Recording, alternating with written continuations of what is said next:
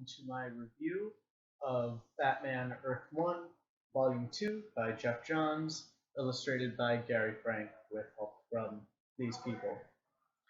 So, this is your first time with one of these Earth 1 books. You should know that this is a non-canon, non-main continuity Batman story um, in the DC mythos.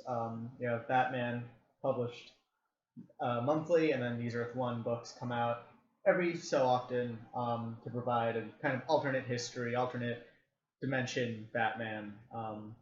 And the first book, Earth One Volume One of this was an origin story for this new Batman. We're introduced to him. He's not as experienced, not as traveled. He doesn't know how to fight as well. Not a detective yet. Not a master crime solver, not a master tactician or any of that. Just kind of some rich guy who decided to be Batman. And this story follows the same sort of through line as that one. Opening this book, it's been a couple months since Volume 1, and this new Batman is kind of regarded, he's as more of a hero, as more of a vigilante. He's more well known. Criminals fear him. There's all those myths springing up that he's a vampire or something, that he's going to suck their blood. So he's gotten better at being Batman, but he's still not perfect. He's still missing a lot of what makes Batman Batman. We learn through the story that he doesn't have the Batmobile yet. He's just driving kind of this car kind of normally, like just a normal non-Batmobile car, and he crashes it. So he's not even like that skilled of a driver yet. He's not a detective at all.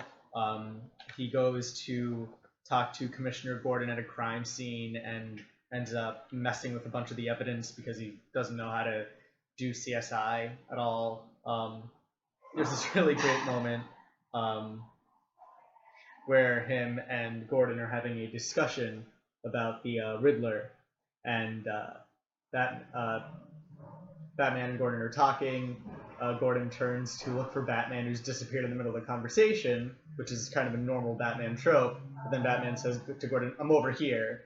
So kind of a nice subversion of that kind of expected. Okay, Batman's going to leave in the middle of Gordon talking to him, but it turns out he's just moved to a different location, but he still wants to continue the conversation with Gordon. So it's very much like instead of Batman being the Batman character, and instead of kind of Bruce Wayne being Batman and knowing all the Batman things and having all this preparedness, having this essential Batmaniness, I guess. The Batman in this book is trying to be Batman. It's as though it's this rich guy who has read Batman comics his whole life, is like, okay, I could do this. I'm rich. I'll just be Batman, and leaps in head first with none of the training, none of the preparedness, none of the skills, and is kind of brute forcing his way into becoming his own version of Batman. And it's an interesting take on the character, I think. We still have the necessary kind of trauma. This is still Bruce Wayne. His parents were still gunned down in front of him when he was very young. He has the motivation. He doesn't like killing. He makes a point early on in this book. Alfred is basically telling him, just kill the guy. And Batman's like, no. But instead of kind of being no, this kind of moral, absolute, no explanation needed that a lot of the Batman mythos has, his no is based kind of in logic, is that this person might have a family. I don't want people thinking that Batman killed their father. So it's more, it's kind of explaining why Batman does what he does instead of just being, oh, it's because he's Batman. This Batman has an explanation. It's because if I kill someone, it might, they might have children or something that then will fear me, and I don't want that. It's a lot less just because this is how I work, and more I'm going to think this through, except he hasn't exactly thought it through all the way, as evidenced by his lack of skills. It also seems to be Batman that kind of outsources the skills he's lacking to different departments. So he doesn't build his own gadgets. He has Lucius Fox and his team build all the Batman gadgets over here. And it's kind of funny. Every time we check in on them, Bruce is asking for something else, and so they have to give up all the projects they were working on before, and that's kind of hilarious. He's outsourcing the detective work to Detective Gordon, and or later in the story asks Gordon if he can start teaching Batman how to be a detective. So this is a Batman who is much less capable and needs to actually rely on other people, not because not like an emotional reliance, but just a skill-based reliance that he doesn't know how to be Batman yet. He's still learning. As for the villains in this book, there's one main villain. There's the Riddler, who, again, like Batman, kind of has changes. The biggest one being that he's not really in it for the riddles as much. Like to be honest, I thought that just reading this book as I was reading it, I thought, oh, Geoff Johns is not too good at riddles. A lot of the riddles in this book are really easy compared to some of the stuff that like Scott Snyder was doing in Zero Year or recently in Batman Eternal. Like they're just really easy riddles, and I thought, oh, Geoff Johns is just not as good, can't do it. But then as you read on, you're like, you discover that this Riddler character, he's more in it for the murder. He has an agenda. He wants to do something. There are people that he's out to kill specifically, and the whole Riddler thing really is a gimmick he's putting on in order to obfuscate. Is that the word? Obfuscate his real motives. In one instance, Batman solves the riddle correctly, and the Joker, not the Joker, and the Riddler just goes ahead with his plan anyway. He cheats, so to speak. We're also introduced to Killer Croc in the story. And Killer Croc is a lot more of a sympathetic character than he usually is. This is the big spread in the book. Very nice. The art in this book is amazing. Even if you're not a big fan of the story, I think you can still appreciate the art in this book. It's very, very well done. But Killer Croc, Waylon Jones, a lot more sympathetic. He's more of a kind of Elephant Man character. He's not an outright villain. He's a guy with an unfortunate condition who wants to just kind of get away from it all and stop being hunted. He doesn't have a large role in the book, nor a necessary one. He could have been cut, but the way they handle him, it's not really obtrusive, even if it is unnecessary. And you can see where his character might be going in Volume 3, Volume 4, etc. In this book. We also have Harvey and his sister Jessica Dent. Jessica is the mayor, and Harvey Dent is the DA. They're trying to clean up the city legally through non-Batman methods. Jessica had a relationship with Bruce in the past. Harvey doesn't trust Bruce Wayne. And so they have a story that plays out leading to the origin of Two-Face, but I'm not going to spoil exactly how or what happens, because again, they're changing up some of the familiar story mechanics of Batman. But overall, I as far as this strays from the normal Batman story, as many changes as there are, even down to the essential kind of Batmaniness of the Bruce Wayne character, I like what they're doing. I like this experiment. I appreciate what Geoff Johns is trying to do here by introducing us to a character who really wants to be Batman. And through the story, you get that this Bruce Wayne is even more isolated from the Gotham public than other Bruce Waynes. He's kind of even more single-mindedly doing this, even though he's not as prepared to do it. Like, this is a guy who really wants to be Batman, who really wants to dress up in the middle of the night in a bat costume and beat people up. But again, doesn't have the necessary skills. He didn't prepare as much. He didn't go all around the world looking for the best martial artists to train him. He didn't learn criminology and chemistry and physics and mechanics and engineering and everything else that main canon continuity Bruce Wayne has. He just has a very strong urge to be Batman, and he's putting everything he has behind it. And he's learning. He's definitely learning. He's a lot more successful in this book compared to the last one. But it still is very much more a guy in a bat costume than actual Batman. And it's interesting to see, because of that kind of lack in main character, how the rest of the story develops, how the rest of Gotham reacts to this Batman, how Detective Gordon reacts to this Batman. and the Alfred Bruce Wayne dynamic. It's not as paternal and kind of nice as a lot of the other Alfred and Bruce Wayne mechanics. So yeah, I think it's a really interesting book. I can totally tell that some people might not like it. Some people might not find it as interesting.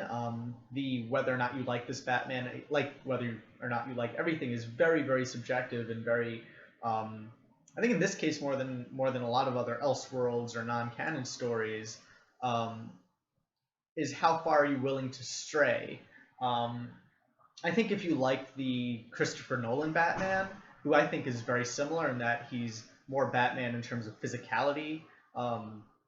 He's not the smartest Batman. He's not the most prepared Batman. He's very reactionary.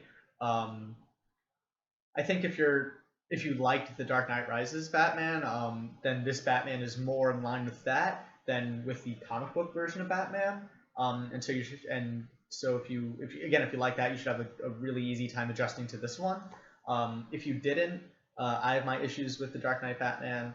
I think this is better done than the Dark Knight. Of course, you have more time and a lot more things you can go with. But yeah, it's a very interesting experiment, and I think it's well done on its own merits.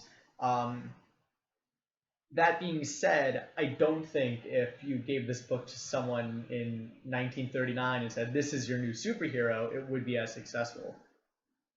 This works as a foil to Batman more than anything else. This isn't a great standalone book. Like if you're not into Batman at all, if you're looking, I've never really been into Batman, I want to find out what's a good book to start with, I wouldn't start with Earth 1. It has to be read in kind of with a relationship to the main story Batman in order to really understand what works and what doesn't and what's different and why it might be different, and how that affects everything else. So yeah, that's kind of my final word on Batman Earth 1 Volume 2. Not quite Batman, but it doesn't have to be. I mean, I'm reading this to find an alternate Batman, not because the one we have is not good enough. I didn't really mention the art, actually, but the art is fantastic. Just the line work, the color work. I showed off some pages. I want to show off some more. The art, again, I think if you're reading this just for the art, that's perfectly fine, because the art is really, really good. You get a real ferocity with this Batman. You can see his eyes, which I think is very important. You get a kind of more clear expression out of this Batman than you do another one. And you really see, just from his eye movements, how out of his depth this guy is at being Batman. That he definitely has the required anger, but he doesn't have the... Again, he's not prepared enough. He is frightened a lot more. He is caught unawares a lot more than most Batmen that we are used to. I showed off this page before. I think this one's really good. Really effective use of lighting and dark and shadow. Also, I think just the backgrounds are really good at establishing mood when it's day or night. When there's fire, let me find a good scene where there's fire. Really good at establishing urgency and everything like that. So Riddler blows up a museum here, and it's even flipping the page to where Batman is outside of the fire. It's still the effects of the fire. It's all just so beautiful, and the art really does sell a lot of this really well. Let me try and find another good page. There's the splash page I already showed off. Just beautiful, beautiful splash page here. And again, the background, you really get that this is in a sewer, that it is dark, that without those glow sticks, Batman would be completely in the dark here.